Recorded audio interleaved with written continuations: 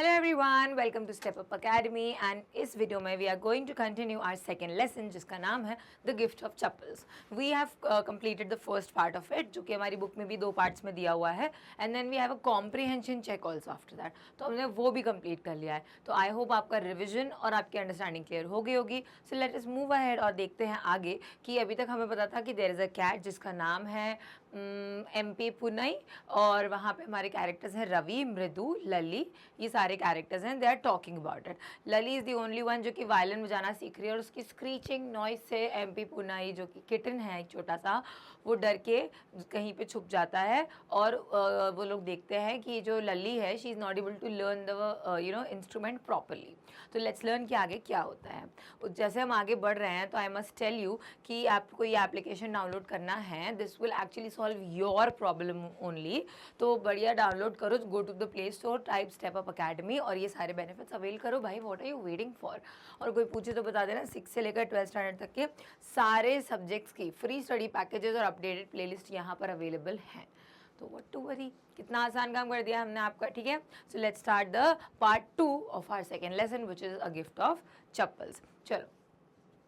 So what happened over here is मृदु crept up to the window. Lali was sitting a little distance away. हमने देखा था कि खिड़की से आवाज़ आ रही थी कि लली was trying to learn violin, जो कि उसके जो मास्टर हैं, इंस्ट्रूमेंट के मास्टर, वो बहुत अच्छे से बजा रहे हैं. वो एकदम ट्रेन की तरह चलते जाते हैं. But on the contrary Lalli is the one जो कि एकदम डिरेल करती जाती है ना, पटरी से उतर जाती है, विच मीन्स ऑफ ट्रैक जा रही है. ठीक है.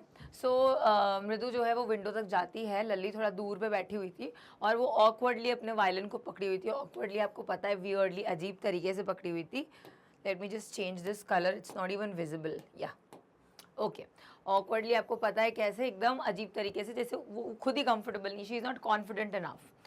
तो she was holding her violin and bowstring. Bowstring is वो जो वायलिन ये, और बोस्ट्रिंग इज़ जिससे बजाते हैं वायलिन.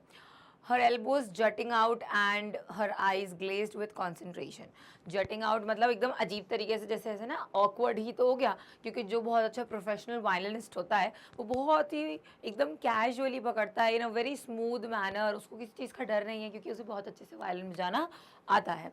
बट यहाँ पे उसके एल्बोज जो थे अजीब तरीके से थे. मोर ओवर उसकी आइज़ वो कॉन्सेंट्रेट करने की कोशिश कर रही थी कि जो मास्टर है वो क्या कर रहे हैं, but she was not able to understand. In front of her, with most of his back to the window, was the bony figure of the music master. Bony figure यानी कि कोई दुबले पतले से थे वो, जो कि बहुत ही bony figure जिसको बोला गया है. तो वो म्यूजिक मास्टर सामने बैठे हुए थे एंड लली की जो बैक थी वो विंडो की तरफ थी. He had a mostly bald head. Bald head आपको पता है, bald is without hair. Without hair. With a fringe of oiled black hair falling around his ears. जैसे कि यहाँ बीच में बाल नहीं होते हैं, बीच में baldness होती है, but on the side you have some hair. So उस पर भी oil applied था around his ears and an old fashioned tuft. ठीक है. A gold chain gleamed around his leathery neck. Leathery as in very old and very wrinkled neck था, जिसके ऊपर उन्होंने gold chain पहनी हुई थी. And a diamond ring glittered on his hand as it glided up and down the stem of the violin. तो जब वो ऐसे ऐसे करके बजा रहे थे तो एक उनके हाथ में जो भी डायमंड रिंग थी वो विजिबल थी. तो ये पूरा क्या है, this is the description of the master. See I do magic, colour ऐसी चेंज हो जाता है. सो या this is the description of the master. You will have to write some descriptive paragraphs, maybe not in this class but in some other class. So make sure you jot down the points कि क्या क्या तरीके होते हैं किसी का भी description देने का. How the hair is, how the face is, how the eyes are, right? You cannot always use big eyes, big eyes, big eyes. You have to use different types of eyes जिनकी अलग अलग type की आँखें होती हैं. ठीक है. तो इस तरीके से दैट्स जस्ट एन एग्जाम्पल. जैसे यहाँ पर बालों की बात हो रही है, फिर यहाँ पे लेदरी नेक बोला गया है, तो वाई लेदरी, you have to understand in that manner. तो आपको इस तरीके से कुछ एडजेक्टिव्स, जब भी आप कोई और डिस्क्रिप्टिव पैराग्राफ रीड करते हो तो मेक श्योर इस तरीके के जो एडजेक्टिव्स हैं और जिस भी चीज़ के लिए यूज़ हुए हैं, जैसे नेक को लेदरी बोला है तो why, understand that and then whenever you come across such situation तो उसको लिखोगे. डिस्क्रिप्टिव पैराग्राफ्स आते हैं जैसे for example there has been a robbery, एक चोरी हुई है और आपसे आके कोई पूछता है कि आपने चोर को देखा है, you will be like yes, तो बताओ वो कैसा था. You can not just say anything, आपको एग्जैक्टली बताना है कि वो कैसा था. तो you have to be very nicely descriptive about it. ठीक है, चलो move ahead. So this was the description कि म्यूजिक मास्टर कैसे दिख रहे थे. A large foot stuck out from beneath his gold bordered vesty edge and he was beating time on the floor with the scrawny big toe. So it happens usually with instrumentalists, जो लोग भी musicians होते हैं, what they do is they actually play and they tap there foot, वो पैर को ज़मीन पे से टैप करते रहते हैं ताकि वो जो म्यूज़िक है वो म्यूज़िक का जो टाइम ड्यूरेशन है वो काउंट कर सकें. ठीक है, तो जब भी आपने देखा होगा कई म्यूजिशियंस होते हैं, तो वायलिनिस्ट जो था वो भी अपने पैर से अपना जो टो है, अपना पैर जो है उसको ऐसे ऐसे करके ज़मीन पे टैप कर रहा था. And basically he was trying to calculate the time at that moment. He played a few notes. Lally stumbled behind him on her violin, which looked quite helpless and unhappy in her hands. तो यहाँ पे violin को क्या हुआ है, personify किया है कि लली जो है अपने वायलिन पे स्टम्बल करती है, यानी कि रुकती है, अटकती है, और वो चीज़ जो कैसी लग रही थी, हेल्पलेस और अनहैप्पी लग रही थी इन हर हैंड्स. तो ये किसकी बात कर रहे हैं, वायलिन की बात कर रहे हैं. अब बताओ वायलिन जो है वो हेल्पलेस या अनहैप्पी हो सकता है क्या? नहीं, violin is a non living thing. तो यहाँ पे क्या किया गया है, पर्सोनिफिकेशन. पर्सोनिफिकेशन यानी कि पर्सोनिफिकेशन एक लिटरेरी डिवाइस होता है, वो हम तब बोलते हैं अलंकार जिसे हम हिंदी में कहते हैं, ये लिटरेरी डिवाइस है. पर्सोनिफिकेशन का मतलब होता है जब भी किसी नॉन लिविंग यानी कि कोई नॉन पर्सन चीज़ को, मतलब कोई एनिमल की बात भी हो सकती है, नॉन लिविंग ही नहीं, नॉन पर्सन चीज़ को पर्सोनिफाई कर दिया है. फॉर एग्जाम्पल यहाँ पे उन्होंने वायलिन को अनहैप्पी बोला है. क्या वायलिन अनहैप्पी हो सकता है? नहीं. अनहैप्पी कौन होता है? ह्यूमन बीइंग होता है, पर्सन अनहैप्पी होता है. तो यहाँ पर हमने एक नॉन ह्यूमन चीज़ को ह्यूमन एट्रीब्यूट दे दिया, ह्यूमन क्वालिटी दे दी है. ठीक है, इट्स कॉल्ड पर्सोनिफिकेशन. आप किसी एनिमल को भी बोल दोगे इस तरीके से तो एनिमल्स की ये फीलिंग्स नहीं होती है. एनिमल जैसे बोलोगे, जैसे हम बोलेंगे क्लाउड्स आर क्राइंग, तो बेसिकली वी आर सेइंग कि it's raining, but clouds are crying. Can clouds cry? No, they are non living objects, और इसीलिए वो पर्सोनिफिकेशन हो जाता है. Got it? चलो let's move ahead. What a difference! The music master's notes seems to float up and settle perfectly into the invisible tracks of melody. Invisible tracks of melody क्यों बोला गया है? क्योंकि साउंड हमको दिखाई नहीं देता है, इसलिए उसको क्या बोला है, इनविजिबल. मेलेडी, म्यूजिक, ये जो भी रहता है ये क्या होता है, ये इनविजिबल होता है, हमें दिखता थोड़ी ना है. We are just experiencing it. तो यहाँ पे ये बोलती है, शायद से मृदु बोलती है ये चीज़ कि हाँ, मृदु बोलती है कि कितना डिफरेंस है कि जो म्यूज़िक मास्टर है उनके जो वो फ्लोट होकर जो साउंड या म्यूजिकल नोट्स हैं वो कितने अच्छे सुनाई दे रहे हैं. It was like the wheels of a train fitting smoothly into the rails and whizzing along as Ravi said. और रवि जैसे ट्रेन के से कंपैरिजन कर रहा था वहाँ पे किसकी तरह, लल्ली को और मास्टर को ट्रेन से कंपेयर कर रहा था. एक जो ट्रेन पटरी पे सीधी चल रही है which is the master, and एक ट्रेन जो पटरी से उतर जाती है बार बार, दैट्स लल्ली. ओके, तो यहाँ पर बिल्कुल ट्रेन से कंपेयर कर रहे हैं कि रवि जैसा बोल रहा था बिल्कुल वैसे ही हो रहा है कि एक ट्रेन के व्हील्स जो कि एग्जैक्टली पटरी पर चलते हैं और वो जो आवाज़ करते हैं विजिंग नॉइज़, वो चीज़ यहाँ पे फील होती है. Mridu stared at the huge beringed hand moving effortlessly up the violin stem making lovely music. Squawk, there was Lally derailing again. Amma came a wail from the gate. Amma, so मृदु window से ये notice करी थी कि वो कितने प्यारी melody master बजा रहे हैं, और फिर वहाँ पे एक अजीब सा स्क्रीचिंग और बहुत ही ज़्यादा अनकंफर्टेबल नॉइस था which was Lalli playing the violin. और तभी उनके घर पे किसी की आवाज़ आती है जो अम्मा अम्मा करके बुला रहा था. Ravi send that beggar away, cried the mother from the back veranda where she was chatting with Tapi. He has been coming here every day for the past week and it's time he found another house to beg from, Pati explained to Tapi. तो जो अम्मा है, जो रवि की mother है, she says कि रवि, वो जो भी भिखारी, जो भी बेगर आया है बाहर, उसको बोलो कि चले जाए. अब एक बहुत ज़्यादा टाइम हो गया है, वो हमारे घर पे आता है भीख मांगने के लिए, अब उसको कोई और घर ढूंढ लेना चाहिए. और इस तरीके से जो पाची हैं विच इज़ ग्रैंड मदर, वो अपनी बेटी को समझाती हैं. Mridu and Meena followed Ravi out. The beggar was already in the garden making himself quite at home. Himself quite at home का मतलब क्या होता है, यहीं से स्टार्ट होती है ये चीज़. Making himself quite at home का मीनिंग होता है कि आप अपने आप को इतना कंफर्टेबल बना रहे हो उस जगह पर कि ऐसा लग रहा है कि आप अपने ही घर पर हो। तो बेगर जो है वो गार्डन के अंदर आ चुका था, मतलब घर के गेट के अंदर आ गया था। He had spread his upper cloth under the neem tree and was leaning against its trunk, apparently prepared to take a little snooze while he waited for the ants to appear. Ants is जो भी भिक्षा जो भी देना रहता है, जो भी फ्रूट्स वगैरह, फूड whatever it is। तो उसने नीम के पेड़ के नीचे एक कपड़ा बिछा दिया, जो कपड़ा उसने सर पे बांधा हुआ था, और उस पर बैठ के वो पेड़ से आराम से टिक गया है। और वो वेट कर रहा था वहाँ पे कि जब तक एक छोटी सी झपकी ले लेता हूँ, जब तक मेरे लिए कोई खाना लेकर आ रहा है अंदर से। Go away, said Ravi sternly. Sternly is very strongly. My Pati says it's time you found another house to beg from. तो जैसा पाती ने बोला वैसा कन्वे कर दिया कि तुम दूसरा घर ढूंढ लो, ऐसा मेरी ग्रैंडमदर कह रही हैं। The beggar opened his eyes very wide and gazed at each of the children one by one. The ladies of this house, he said, at last, in a voice choked with feeling, are very kind souls. तो एकदम से बोलता है the ladies of this house. वो एकदम तो पहले देखता है बच्चों को और बोलता है कि इस घर की जो लेडीज़ हैं वो बहुत काइंड सोल हैं, इस तरीके से वो उन्हें कहता है। और मतलब एकदम चोक्ड, यानी कि जब हम रोने लग जाते हैं तो हमारी आवाज़ अटकने लगती है ना, हम कुछ बोल नहीं पाते because we are throat is choked. I have kept my body and soul together on their generosity for a whole week. I cannot believe that they would turn me away. बोलता है कि मैंने अपनी बॉडी को, अपने mind को, मैंने अपने आप को अलाइव रखा है, अपने आप को खुश रखा है, जस्ट बिकॉज ये जो वेमेन है इस घर की बहुत जेनरस रही हैं। पर मुझे नहीं पता था कि वो मुझे इस तरीके से टर्न अवे कर देंगे, मुझे इस तरीके से बोलेंगे कि जाओ यहाँ से। He raised his voice, Amma, Amma. Sad his wail might be, but it certainly wasn't feeble. तो भले उसकी आवाज़ जो थी वो सैड थी। वेल होता है सैड क्राई, मतलब cry in sadness.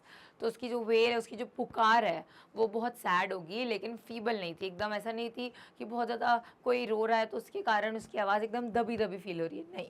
It was a loud shout. It began in a deep, strong rumble somewhere in the withered belly, and came booming out of his mouth, with its few remaining teeth stained brown with betel chewing. Betel क्या होता है? तंबाकू। Betel is सुपारी। सुपारी जो रहती है उसको चबा के जो दांत ब्राउन हो जाते हैं ना, his teeth were brown। तो this whole paragraph basically explains कि उसकी जो आवाज़ है वो deep, strong rumble in the stomach से चालू हुई थी। विदर्ड बेली मतलब मुरझाई हुई, एकदम सिकुड़ी हुई जो बेली है, which is the stomach which is empty because of hunger. वो भूखा है तो उसके पेट से जो एक भूखी जो पुकार है, वहाँ से उसके पेट से वो जो आवाज़ है वो निकल रही है, और वो होते हुए आती है इसके मुंह से, जिसमें कि उसके कुछ ही दांत बचे हुए हैं। और वो कुछ ही दांत क्यों बचे हैं? क्योंकि वो बीटल च्यूइंग से ब्राउन हो गए हैं। Ravi, tell him there is nothing left in the kitchen called Rukmani. तो वो अपने बच्चे को इस तरीके से कमांड करती हैं कि उसे बोलो कि कुछ नहीं बचा है और वो बार बार ना आए। टेल हिम दैट, इस तरीके से बताओ। शी साउंडेड फेड अप, और उसको आवाज़ से ही समझ में आ जाता है कि you are fed up now with somebody. Ravi didn't have to repeat it at all to the beggar. Beggar ने ऑलरेडी सुन लिया था। तो रवि मतलब इट्स लाइक मम्मी यहाँ से शाउट कर रही है, you are also able to listen and the beggar is standing just right here. तो आपको उसको कन्वे नहीं करना पड़ेगा ना, मम्मी ने जो बोला वो इतनी ज़ोर से बोला। What his mother said has been easy for them all to hear। सबको सुनाई दे रहा था, और नीम ट्री के नीचे ही बैठे हुए थे। वो बेगर जो है उसने मतलब उठा और उसने एक गहरी सांस ली कि चलो अब कुछ नहीं कर सकते, अब if they are not gonna give me anything to eat। I'll go, he said wearily. Only let me have rest under this tree. The sun is so hot, the tar has melted on the road. Tar has melted, which means वो जो डामर की road होती है ना, that black liquid जिससे वो black वाली रोड बनती है, तो उसी को तार कहते हैं कि वो जो रोड है उस पर मेल्ट हो गया। It's very hot. My feet are already blistered। मेरे पैरों में छाले पड़ गए हैं। blisters यानी कि छाले। So he stretched out his feet to show large pink peeling blisters on the soles of his bare feet। तो उसके सोल्स क्यों बोला गया है? वैसे तो शूज़ या सैंडल्स में सोल्स होते हैं, बट दी लोअर पार्ट, जैसे कि ये पैर है तो this part is the sole of the feet, जहाँ पे बड़े बड़े पिंक ब्लिस्टर्स थे, क्योंकि they were all very much paining. तो वो पिंक कलर के ब्लिस्टर्स दिखाता है बच्चों को और बोलता है कि मुझे इस नीम ट्री पर आराम करने दो नीचे थोड़ी देर के लिए, क्योंकि बहुत ज़्यादा गर्मी हो रखी है। तो बच्चे बोलते हैं I suppose he doesn't have the money to buy chappals, Mridu whispered to Meena Ravi. Meena and Ravi दोनों को मृदु कहती है have you got an old pair in the house somewhere. तो जब ये मृदु कहती है, और मृदु तो इस घर को बिलोंग नहीं करती, मतलब यहाँ रहती नहीं है, तो वो रवि और मीना से कहती है क्या तुम्हारे पास कुछ पुराने स्लीपर्स रखे हुए हैं। I don't know, said Ravi. Mine are too small to fit his feet, or I would have given them to him. Now Ravi is such a nice child. देखो जब भी हम क्वेश्चन आंसर्स पढ़ते हैं किसी भी लेसन में, तो इट्स इंपॉर्टेंट टू अंडरस्टैंड कि क्वेश्चंस बनेंगे कहाँ से, है ना। जैसे हमने 3 क्वेश्चंस के टाइम पे भी ये चीज़ डिस्कस करी थी कि ज़रूरी नहीं है कि वही पूछा जाए जिसके ऊपर मेन टॉपिक है पूरे लेसन का। बहुत सारी डिफरेंट चीज़ें भी होती हैं। जैसे यहाँ पे Ravi has to play a very important role. Ravi जो है वो एक बहुत ही ज़्यादा इम्पॉर्टेंट कैरेक्टर है इस लेसन में, क्योंकि महेंद्रन के बारे में भी वही बताता है, महेंद्र वर्मा के बारे में, दैट लिटिल किटन के बारे में, all the history, all the theory, जो भी उसने डिडक्शन लगाया है। Then about the milk story also, कि वो अपनी पार्टी से मिल्क छुपा कर लेके जाता है। ऑल्सो यहाँ पर बेगर से भी रवि इज़ द वन जो कि इंटरमीडिएट बना हुआ है। तो Ravi is a very important character. ना after looking at whatever he does all the time, उससे ये पता चलता है कि वो सिर्फ इम्पॉर्टेंट कैरेक्टर नहीं है, he is also a good boy, है ना। एक छोटा बच्चा है लेकिन ही इज़ अ गुड बॉय। उसने किटन को शेल्टर दिया, उसने अपने घर वालों से छुप के उसे फीड कराया और उसका ध्यान रख रहा है। एंड हियर जब मृदु कहती है कि क्या तुम्हारे पास एक ओल्ड पेयर ऑफ स्लीपर्स हैं जो हम उसे दे सकें क्योंकि उसके पैरों में छाले पड़ गए हैं, फिर तो वो कहीं भी नहीं चल पाएगा। It's not about him lying under are tree. तो रवि कहता है कि मेरे तो बहुत छोटे हैं जो इसके पैरों में आएंगे, नहीं तो मैं उसे ऑलरेडी दे चुका होता। दिस शोज कंपैशन, कि उसे सिंपैथी है उस भिखारी से, काइंडनेस है, right, he is kind, he is sympathetic and he is compassionate. ये 3-4 चीज़ें हैं जो रवि के अंदर अभी तक हमें इस सारे इंसिडेंट्स के कारण शो हो गई हैं। तो you should always look at the character and their growth throughout the story. So and his feet were large then Mridu and Meena's. तो मृदु और मीना के पैरों से भी बड़े उसके पैर थे। Obviously he was an old man, not very old but grown up, completely grown up. The beggar was shaking out his upper cloth and tightening his dhoti. अब वो उठ के जाने लगा, वो अपना अपर क्लोथ जो है उसको ऐसे ऐसे करके शेक कर रहा था, साफ कर रहा था और अपनी धोती को टाइट कर रहा था। He raised his eyes and looked fearfully at the road gleaming in the afternoon heat. और उसने एकदम डर के मारे, जैसे पता नहीं कितनी धूप है, यहीं बाहर जाना पड़ेगा, तो बहुत डर से उसने क्या किया, रोड और धूप की तरफ देखा कि मुझे फिर से इतनी तपती धूप में जाना पड़ेगा। He needs something on his feet, Meena said, her big eyes filling. It's not fair, shh, said Ravi. I'm thinking about it. Blubbering. Blubbering is, it's not fair, it isn't going to help. In 2 minutes, he'll be frying his feet on that road. तो इस तरीके से रवि जो है सोच रहा है और मीना जोर से चिल्ला के बोलती है कि उसको कुछ तो देना पड़ेगा पहनने के लिए, because he is very helpless, he is a beggar, poor beggar. और यहाँ पुअर सिर्फ गरीब नहीं है, यहाँ पुअर इज़ बेचारा एज वेल, राइट। तो वो बच्चे काफ़ी ज़्यादा कंपैशनेट है, actually everyone is compassionate over here. तो मतलब एक कम एक ज़्यादा, but everybody is there somewhere on the same page. तो वो लोग सोचते हैं और रवि बोलता है मुझे सोचने दो, मुझे सोचने दो, वो अभी थोड़ी देर में जाके अपने पैरों को फ्राई कर लेगा, like it's a way of saying on the road, on the hot road. So what he needs is a pair of chappals. So where do we get them? Come, let's search the house. अब अगर उसे एक pair of चप्पल चाहिए, pair of slippers चाहिए, तो हम कहाँ ढूंढेंगे? चलो घर में ढूंढते हैं। He pushed Mridu and Meena into the house. Just as she stepped into the veranda, Mridu's eye fell on the old-looking chappals she had noticed when she arrived. Ravi, she whispered. Whose are those? तो यहाँ पे जैसे ही वो अंदर जाते हैं तो you remember in the very beginning हमें बताया था कि मृदु ने किसी की ब्लैक बड़ी बड़ी स्लीपर्स देखी थी विच वो वेरी लार्ज इन साइज। तो मृदु की फिर से वहीं पे नज़र पड़ती है और फिर वो बोलती है रवि को, धीरे से विस्पर करती है और बोलती है कि ये किसकी है। Ravi turned and glanced at the shabby looking but sturdy old slippers. Shabby यानी कि बहुत ज़्यादा बुरी हालत में थी, but sturdy यानी कि कड़क एकदम strong material की बनी हुई थी। He beamed and nodded. These are just the right size, he said, picking them up. Mridu and Meena followed him nervously back into the garden. अब उसको लेके वापस से गार्डन में लेके चले जाते हैं और रवि ने इसका आंसर नहीं दिया कि वो स्लीपर्स किसकी हैं, बट ये ज़रूर बोला कि ये बिल्कुल परफेक्ट साइज़ है जो उस बेगर को आ जाएगी, right. Here, said Ravi to the beggar, dropping the slippers in front of the old man. Wear these and don't come back. The beggar stared at the slippers, hurriedly flung his towel over his shoulder, pushed his feet into them and left, muttering a blessing to the children. तो अब उसने जैसे एकदम पैरों के सामने रख दिया, मतलब the kids are also not like कि उनको बहुत कुछ सुनना है, बहुत कुछ अप्रिसिएशन चाहिए किसी से, they just want to do good and not let their parents know about it, क्योंकि वो डांटेंगे इन विच एवर वे. ठीक है, तो रवि ने क्या किया, वो स्लीपर उठा के बेगर को दी और बोला कि ये पहनो और चले जाओ, वापस मत आना. और उसने सिर्फ चप्पल पहनी और वो चला गया, वो बेगर. उसने कुछ भी नहीं कहा, वो सिर्फ धीरे धीरे करके बच्चों को ब्लेसिंग्स दे रहा था कि बच्चे बहुत अच्छे हैं. In a minute, he had vanished around the corner of the street. The music master came out of the house and took an unappreciative look at the three of them sitting quietly under the tree playing marbles. तो जो music master थे वो वापस आए, बाहर आए जाने के लिए, और उन्होंने वो तीनों बच्चों को नीम ट्री के नीचे बैठे हुए देखा, और वो बहुत अनअप्रिशिएटिव तरीके से क्यों देख रहे थे, क्योंकि they are not the one learning violin, only Lalli is learning violin, right. Then he searched for his chappals in the veranda where he had put them. I hope भी समझ में आ गया होगा कि वो किसकी स्लिपर्स थी, तो उन्होंने उस बेगर को दे दी. तो वो म्यूज़िक मास्टर जो है उसने अपनी चप्पल ढूंढना शुरू करी कि मेरी चप्पल कहाँ चली गई, बट उसको नहीं मिली चप्पल अपनी.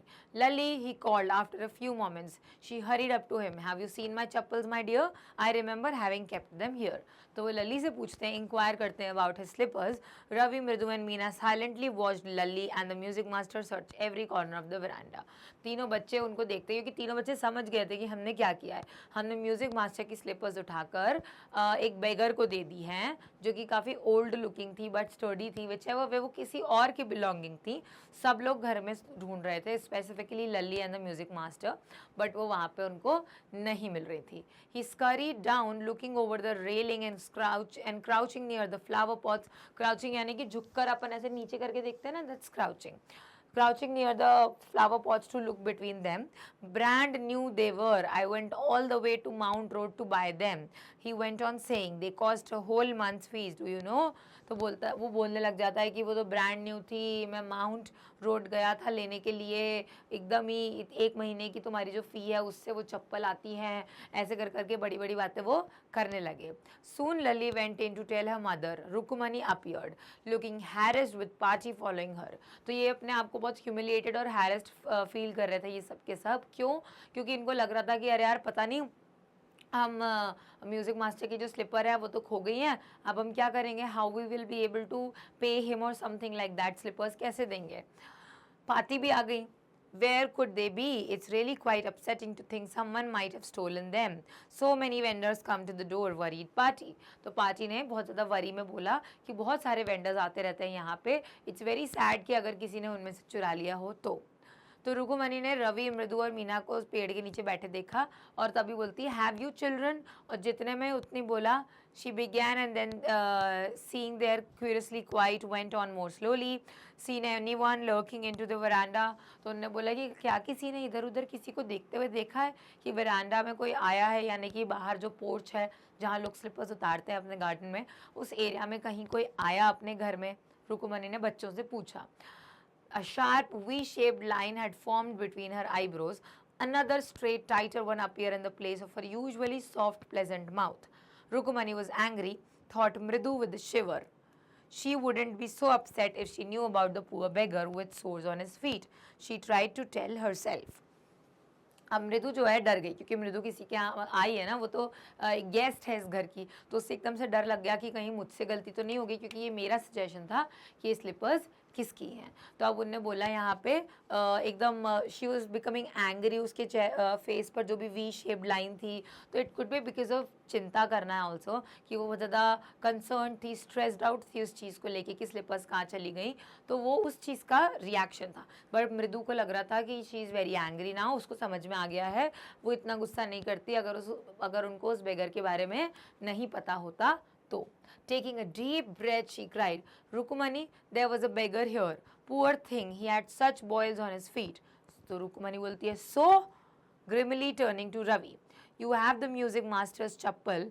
you gave the music master's chappal to that old beggar who turns up here.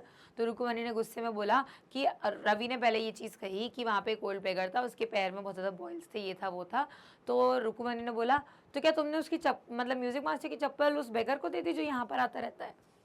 Children these days, party ने बहुत गुस्से में बोला. Amma, didn't you tell me about Karna who gave everything he had, even his gold earrings, he was so kind and generous. तो वो बोलता है अपनी मम्मी को, रुकुमनी को, अम्मा आपने मुझे कर्ण के बारे में बताया था, महाभारत वाले कर्ण, कि वो इतना जेनरस था कि उसने अपना सब कुछ सबको दे दिया था. Silly, snap Rukmini, Karna didn't give away other people's things, he only gave away his own. जो कि बहुत ज़्यादा कॉमन सेंस की बात है कि उसकी मम्मी कहती हैं कि सिली बोला उसने अपने बच्चे को, और बोला कि कर्ण ने दूसरों का सामान उठा के नहीं दिया था, खुद का सामान देता था. जो चीज़ आपकी बिलोंगिंग में है आप वो चीज़ उठा के किसी को दोगे, ना कि जो चीज़ किसी और की है वो आपने दे दी किसी को भी जिसको ज़रूरत है. But my chappals wouldn't have fitted the beggar's feet.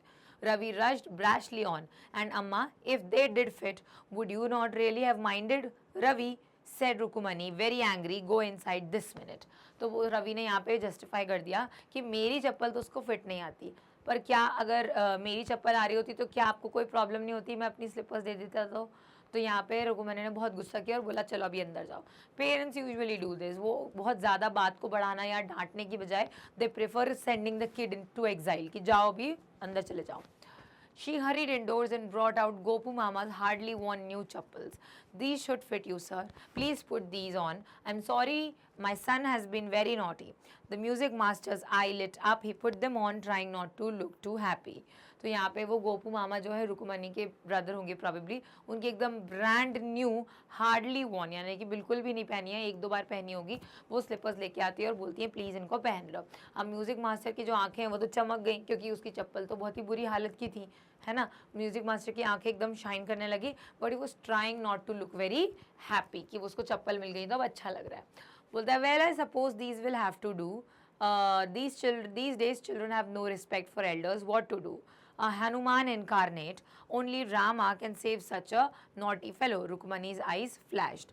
तो यहाँ पे वो बोलते हैं एक हनुमान जो है, एक राम का जो फेलो है, सिर्फ ऐसे ही लोग जो हैं वो इस दुनिया के बच्चों को आप बचा सकते हैं. आजकल के बच्चों को एल्डर्स के लिए कोई रिस्पेक्ट नहीं है. इंस्टेड ऑफ थिंकिंग कि रवि ने एक अच्छा काम किया, although yes there was a mistake कि आपने किसी और की स्लीपर उठा के दे दी किसी को, but the intention was not bad. उसे स्कोल्ड करने की बजाय अप्रिशिएट करते, बट एक सीख सिखाते कि देखो बेटा आपने अच्छा काम किया, it's good that you were very compassionate, but you should have given something from your side, not somebody else's. She didn't seem to like Ravi being called a monkey, even a holy monkey.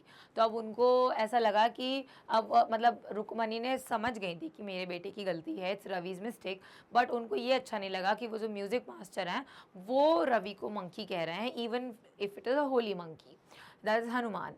She stood stiff and straight by the front door. It was clear she wanted him to leave quickly. और वो एकदम ऐसे खड़ी हो गई कि अब आप जा सकते हैं, अब आपको चप्पल मिल गई है. तो the gesture is very much clear कि आप क्या चाहते हो किसी से भी. When he had clattered off in his new chappals, he said, Mridu, come in and have some tiffin. Honestly, how do you children think of such things? Thank God your Gopu Mama doesn't wear his chappals to work. तो बोलता है कि वो बोलती है कि गोपू मामा जो हैं, अच्छी बात है वो तुम्हारे गोपू मामा चप्पल पहन के नहीं जाते हैं, वो चप्पल यहाँ छोड़ के गए थे तो मैंने वो उनको दे दी, एंड चलो आओ अंदर खाना खा लो. ये सारी चीज़ें तुम्हारे दिमाग में कहाँ से आती हैं, यू नो, जैसे ब्लैबर करते रहते हैं बड़े लोग, कुछ गड़बड़ हो जाती है तो. So she was doing that. As she walk towards the kitchen with Mridu and Meena, she suddenly began to laugh. और वो अंदर आते आते हंसने लग जाती हैं. But he's always in such a hurry to throw off his shoes and socks and get into his chappals as soon as he comes home. और फिर वो ये भी हंसने लग जाती हैं कि जैसे ही वो घर आता है वो सब कुछ फेंक के अपनी चप्पल पहनना चाहता है. What's your mama going to say this evening when I tell him I gave his chappals to the music master? अब फिर यहाँ पे वो बोलती हैं कि तुम्हारे मामा का क्या रिएक्शन होगा अगर उनको पता चलेगा कि मैंने उनकी स्लीपर्स उठा के म्यूज़िक मास्टर को दे दी हैं. जब वो ये कहती है कि म्यूज़िक मास्टर को दे दिए हैं तो Rukmini was laughing at this moment. Do you understand यहाँ पर क्या हुआ? यहाँ ये हुआ कि रवि वॉज बीइंग स्कोल्डेड क्योंकि उसने म्यूज़िक मास्टर की स्लीपर उठा के एक बेगर को दे दी थी, and this time Rukmini gave Gopu mama slippers without asking Gopu mama to the music master. तो the mother also did the same thing what this kid did. ठीक है, तो यहाँ पे कुछ गलत तो रवि ने किया नहीं था एज सच, एंड जिस हिसाब से यहाँ म्यूजिक मास्टर के कैरेक्टर को दिखाया है, it's a good thing only. लेकिन एंड में म्यूजिक मास्टर को अच्छी स्लिपर्स मिल गई तो वो थोड़ी सी गड़बड़ हो गई है ना, उनको ऐसा नहीं मिलना चाहिए था, he was a bad person. लेकिन still he is an elder, वो हमसे बड़े हैं, हमें ऐसा नहीं करना चाहिए था। Ravi was at fault, but यहाँ पर गोपू मामा बेचारे, उनके साथ तो कुछ गलत ही हो गया, उन्होंने तो कुछ किया ही नहीं था, राइट और उनकी अच्छी खासी स्लिपर्स रुकुमनी ने दे दी। तो यहाँ ये जो बोला है कि she started laughing, it was earlier, right? As she walked towards the kitchen with Mridu, she began to laugh. Why did she begin to laugh?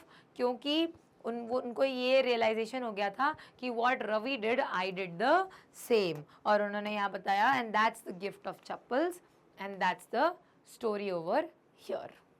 I hope you liked this story very much. Let's continue with the comprehension check over here. The music master is making lovely music. Read aloud the sentence in the text that expresses this idea. तो text में कहाँ पर आपको पता चलता है कि music master बहुत अच्छा बजा रहा है? तो पॉइंट वहाँ जहाँ पर मृदु बताती है कि वो म्यूजिक नोट्स फ्लोट कर रहे हैं, मेलेडी जो है ये वो, yes. The music master's notes seemed to float up and settle perfectly in the invisible tracks of the melody. Right हमें सिर्फ चैप्टर में से ढूंढना था कि कहाँ पर ऐसा कुछ है। Had the beggar come to Rukumani's house for the first time? Give reason for your answer. क्या वो बेगर पहली बार आया था? नहीं, वो पहली बार नहीं आया था, क्योंकि पहली चीज़ तो रुकमनी मना करती है कि अब उसको 1 वीक हो गया है, अब उसे नया घर ढूंढना पड़ेगा। सेकेंड प्रूफ हमें इस चीज़ से मिलता है कि जब वो लोग बाहर आते हैं बेगर को मना करने के लिए बच्चे, तो बेगर ऑलरेडी नीम के पेड़ के नीचे अपना सब कुछ जमा के बैठ जाता है, जैसे कि वो उसका खुद का घर है, तो he is been here already, पहले कभी आ चुके हैं। No, he had been there many times before. Mother was heard telling Ravi to send the beggar away as he had been coming every day from the past week. पिछले हफ्ते वो हर दिन आ रहा था, तो अब उसको मतलब वापस भेजने के लिए उसकी मदर ने उसे डायरेक्ट किया। A sharp V-shaped line had formed between her eyebrows. What does it suggest you about Rukmani's mood? यानी कि वो एकदम से एक इंटेंस और एक बहुत ज़्यादा टेंस्ड सा मूड हो जाता है। So some people when they are they stretch और व्हाट यू से, यहाँ पे एकदम कॉन्सेंट्रेशन ऐसा करते हैं अपने फोरहेड पर, तो एक वी शेप बन जाता है। With different people there is a different shape. तो उससे क्या पता चलता है? Rukmini was very angry at the loss of music master's chappal. She could make out that the children had played a trick upon her. और उनको समझ में आ गया था, जैसे आप ऐसे करके देखते हो ना कि बच्चों ने कुछ किया है शायद से, तो शी वॉज वेरी एंग्री कि म्यूजिक मास्टर की चप्पल ये बच्चों ने गायब करी है, और उसको ये भी समझ में आ रहा था कि बच्चे यहाँ पर हमसे कुछ छुपा रहे हैं।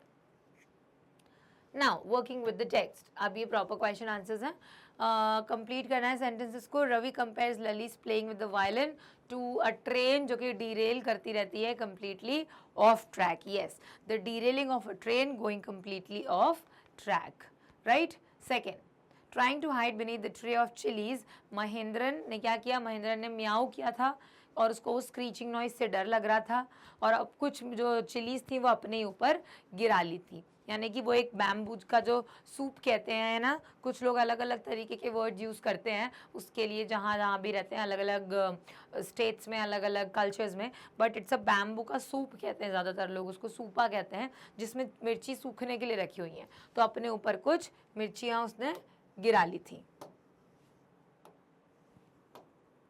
Okay, the teacher played a few notes on his violin and Lalli ने क्या किया था? लली उनको फॉलो कर रही थी बहुत ही बेकार तरीके से। She stumbled behind him on her violin which looked quite helpless and unhappy in her hands. वो स्टम्बल यानी कि अटक अटक के बजा रही थी जो वायलिन उसके हाथ में था, and that looked very unhappy and helpless उसके हाथों में।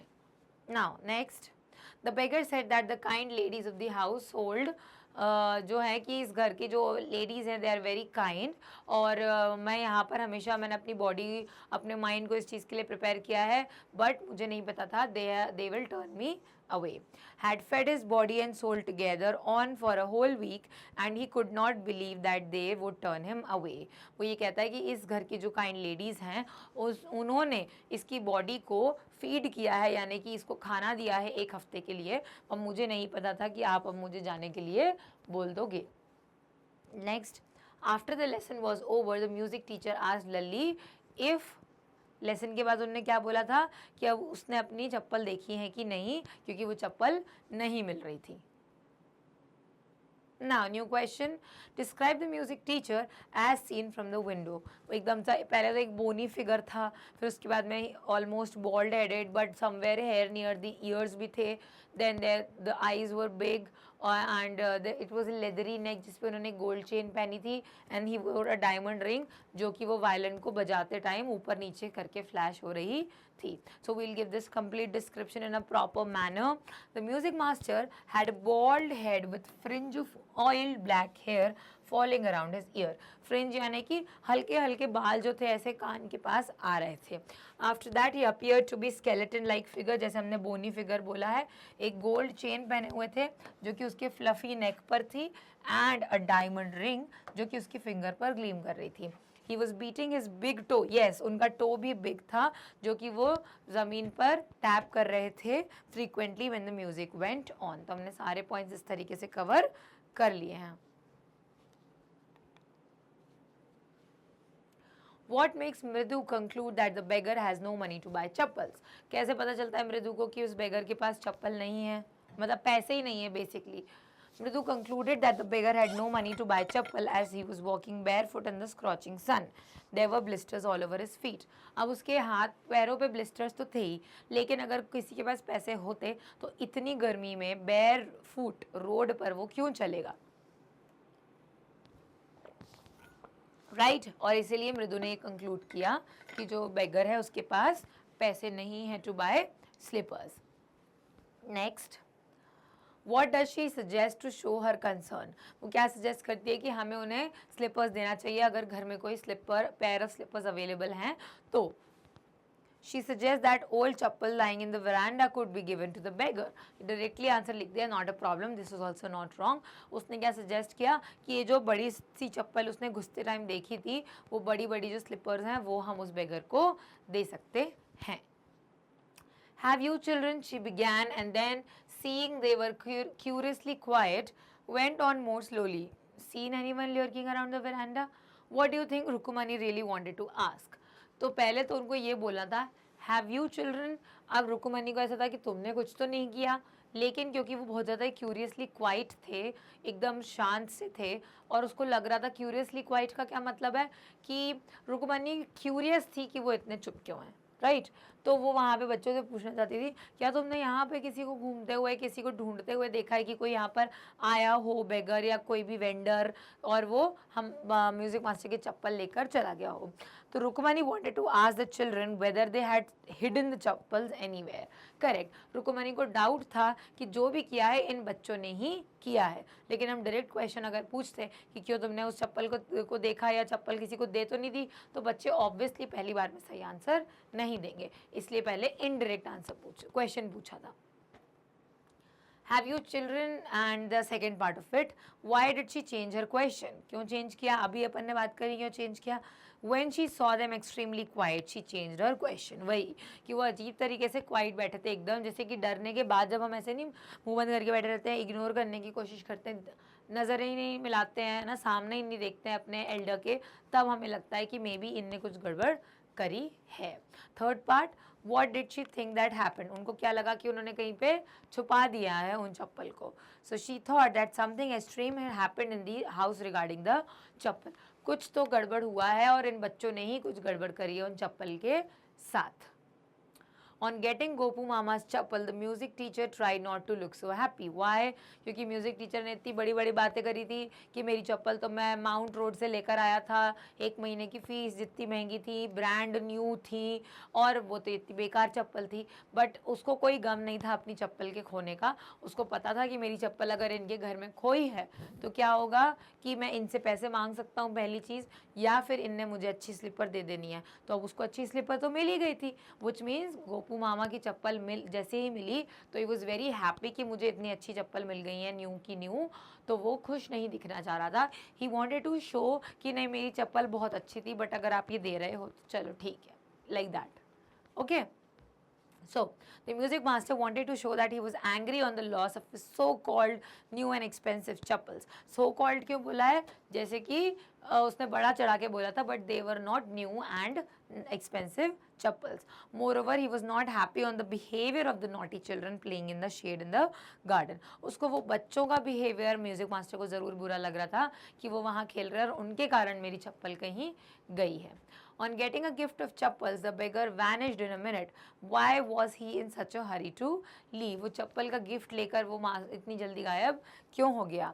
He did so as he did not want any of the elder members to come and know about it. He must have feared if anyone came, they would take the chappals back from him. और जैसे ही रवि ने उसको चप्पल दी, वो एक रवि ने बोला कि इसको पहनो और जाओ और यहाँ कभी मत आना. तो उसने ऐसा क्यों बोला? उसने ऐसा इसलिए बोला क्योंकि अगर वो आएगा वापस तो बेगर को तो डांट पड़ेगी, बच्चे को डांट भी पड़ी चुकी होगी, लेकिन the worst could happen was कि उससे चप्पल वापस ले ली जाएगी. और वो ये नहीं चाहता था. He was happy to get those chappals and तभी वो वैनिश हो गया ज़रा सी देर में. Walking towards the kitchen with Mridu and Meena, Rukumani began to laugh. What made her laugh? कि उसने गोपू मामा की चप्पल गोपू मामा से पूछे बगैर उठाकर दे दी. Right? She did exactly what Ravi did. She thought that how a brother would react on knowing that she had given his chappal to the music master. कि music master का जैसा रिएक्शन था वैसे ही गोपू मामा का रिएक्शन होगा कि मेरी चप्पल कहाँ चली गई. Now let's read these sentences. If she knows we have a cat, party will leave the house. इससे पता चलता है कि वो कितनी ज़्यादा एनिमल्स को लेके एकदम उनका डिसलाइक है एनिमल्स के लिए. She won't be so upset if she knows about the poor beggar with sores on his feet. तो वो ये भी सोचते हैं कि नहीं, अगर उनको ये पता चलेगा कि उनके पैर में छाले थे तो शायद से वो अपसेट नहीं होंगे.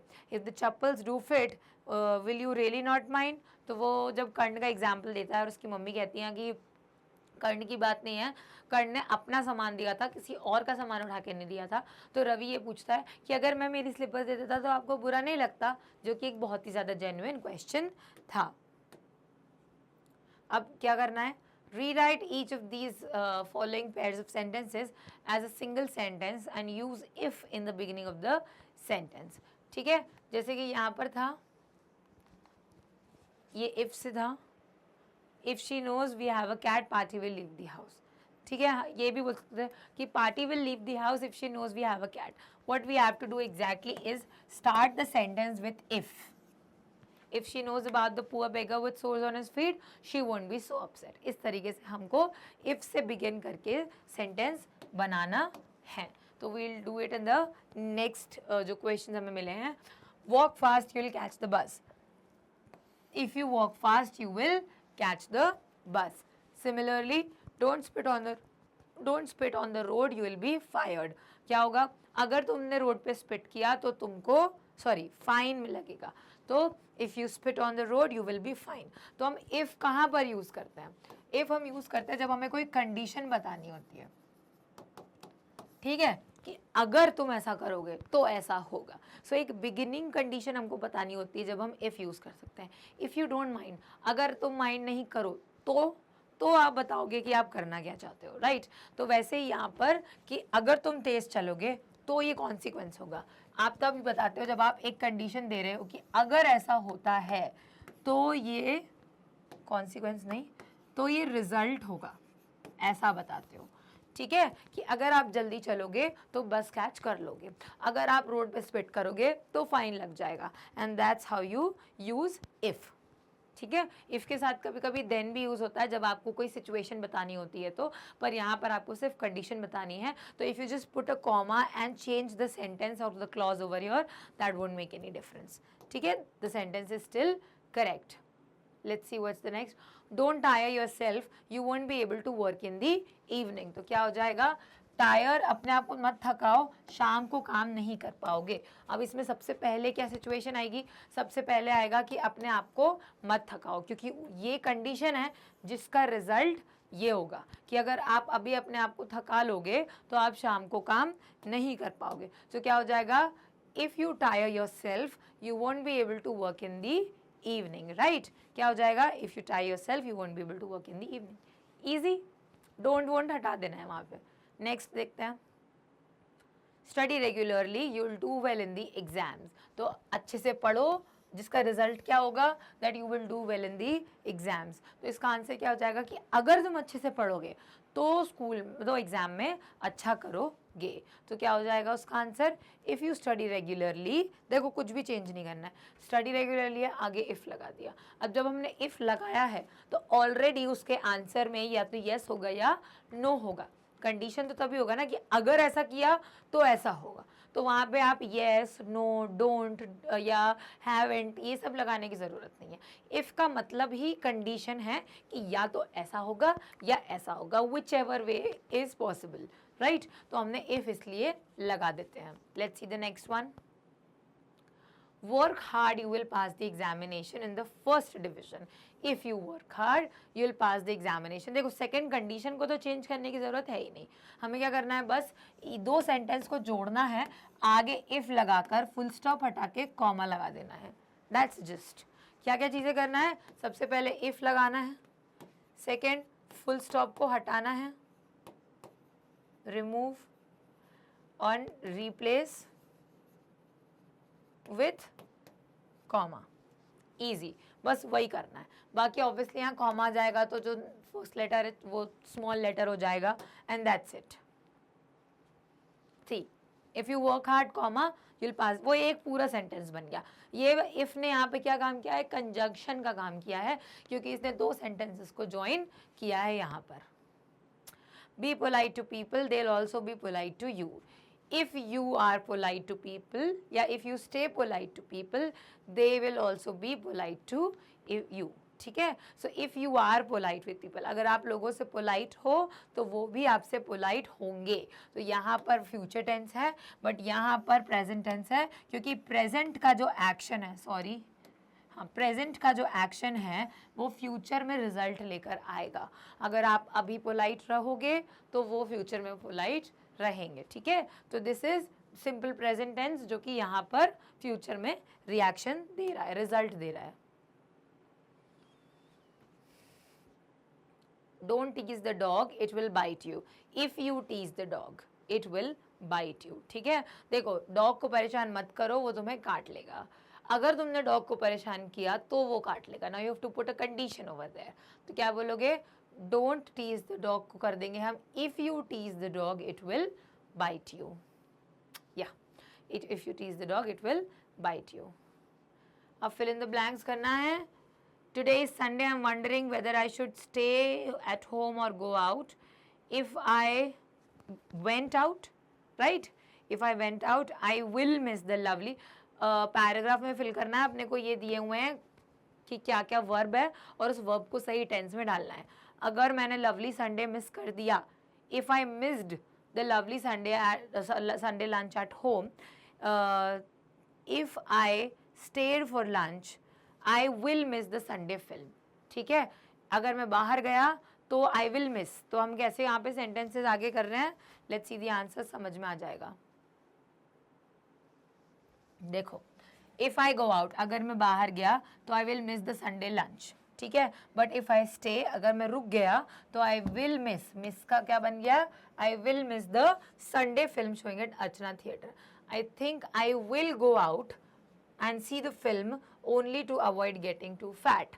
और अब मोटे होने से बचने के लिए मैं क्या करूँगा, मूवी देखने के लिए चले जाऊँगा, क्योंकि संडे लंच खा के मैं मोटा हो जाऊँगा।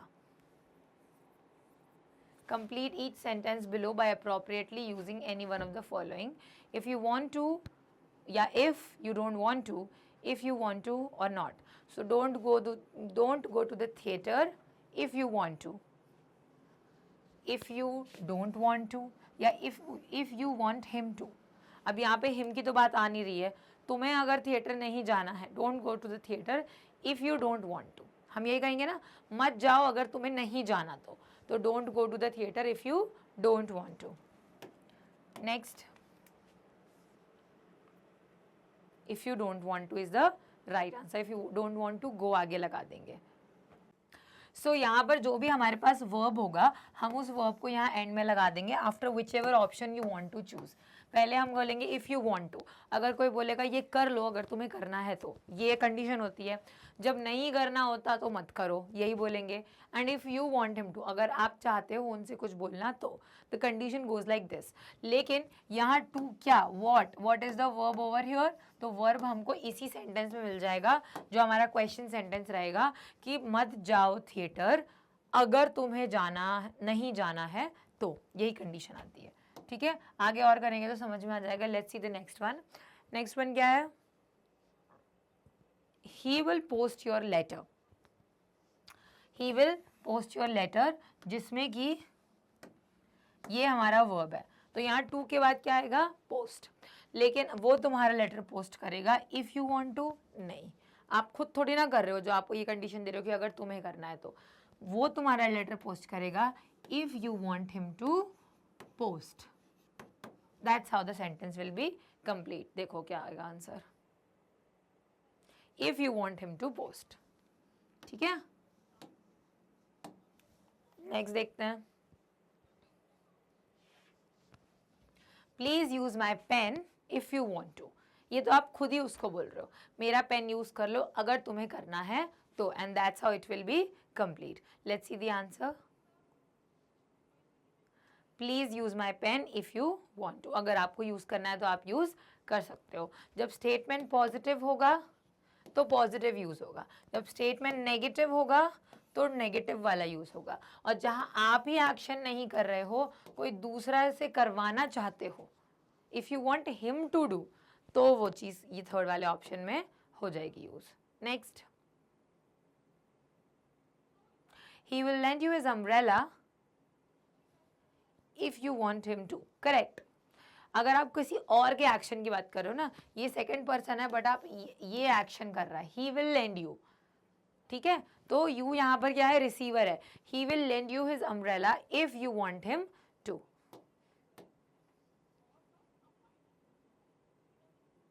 If you want him to. Got it. Next, my neighbour Ramesh will take you to the doctor if you want him to. क्योंकि यहाँ पे ये थर्ड पर्सन है जो एक्शन कर रहा है टेक करने का. किसको, यू को. तो यहाँ पे अगर आप चाहते हो कि थर्ड पर्सन वाला एक्शन करे तो वो करेगा. Do you understand. कोई और ही है ना एक्शन करने वाला. If you want him to, अगर आप चाहते हो कि वो आपको लेके जाए तो वो ऐसा करेगा. Next, don't eat it if you don't want to. ये तो इजी है, हमने बोल दिया था नेगेटिव है तो नेगेटिव ही चलेगा. Don't eat it if you don't want to, नहीं खाना तो मत खाओ. And that's it. That's the end of the lesson. हमने उसका first part comprehension check, second part उसका comprehension check and the whole back exercises complete कर लिए हैं.